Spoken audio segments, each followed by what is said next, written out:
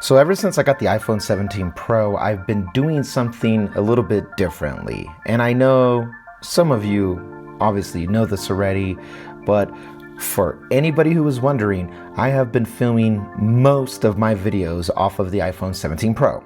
But here's the thing, I'm not using the stock camera. I've been using the BlackMagic camera app because it's more utility. It's more purposeful. It has more functions that I can control.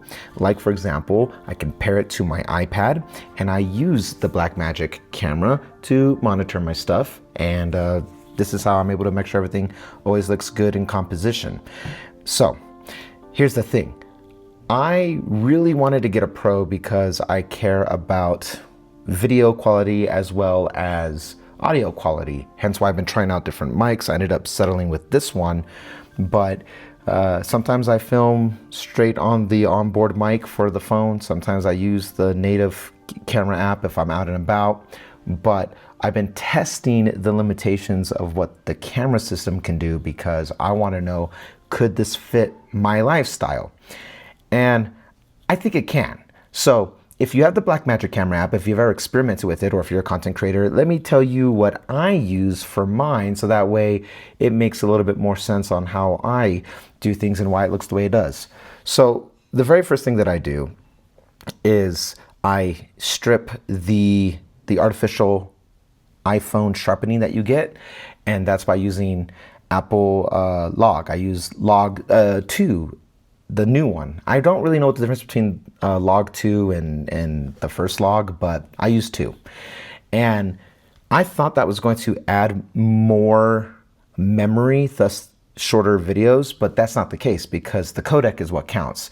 I was filming ProRes 422 for a hot minute, but I ended up just using HEVC because it does make the file size so much smaller, and it strips the iPhone sharpening. Other things that I do to control it for my use cases, I do things like I control the white balance, I control the ISO, I manually control the shutter speed, I control technically everything, and then I lock it in place. I don't have anything on auto except autofocus because sometimes I want to go like this and put something in frame and let it do its thing, and it's good at tracking me and anything that's not a human. If I put it in frame, it knows how to do it. So it's nice to have the autofocus, but that's it. Everything else is manual. So really the only changes that I do is I lock exposure, I lock white balance, and I film in log 2, and I use just the smallest format, HEVC, because this is going up on YouTube. It's not that big of a deal. And that's it. Then everything else is put into Final Cut, and Final Cut at some point between the iPhone 15 Pro and now, that's when I've tried the log format. Final Cut now automatically enhances the image where it's not a flat image like what you see here. So having a flat image here is just more for my use case, but when I put it in Final Cut, it's not flat. I have to manually turn things off to show that in Final Cut. So I did forget to mention while I was editing that part right there that I do go in after the fact and I do add some correction to the color. So I do that.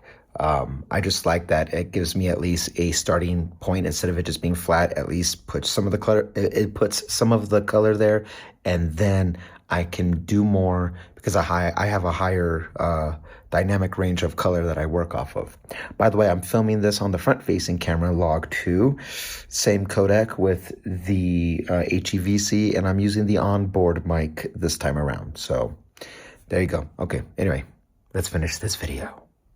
This has been my demo. This has been my trial run using a smartphone, an iPhone specifically, a Pro, for the first time to make content. And I wanted to put out at least 5. I think I've done more than 5 now, but I want to do at least 5 publicly, not including the members only videos, to show what these lenses are capable of. And for the most part, it's really A-roll doing this, but a lot of my B-roll is filmed on the 17 Pro as well. So most of the time, if not all the time, I am filming using my phone now. I do have a use case for the Sony and using the OBS software for screen recording, for unboxings, and when I need to use my phone as the subject, I will use the Sony. But I love that I now have versatility between them, and I can now use my phone first and foremost because it's easier to set up. I plug the mic in, I turn it on, and then that's that. Oh, and another thing is I film in 4K.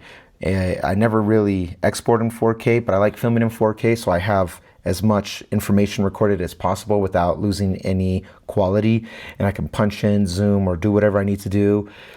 For this video, I will export it in 4K just to show what it looks like, but I do film virtually all my things in 4K.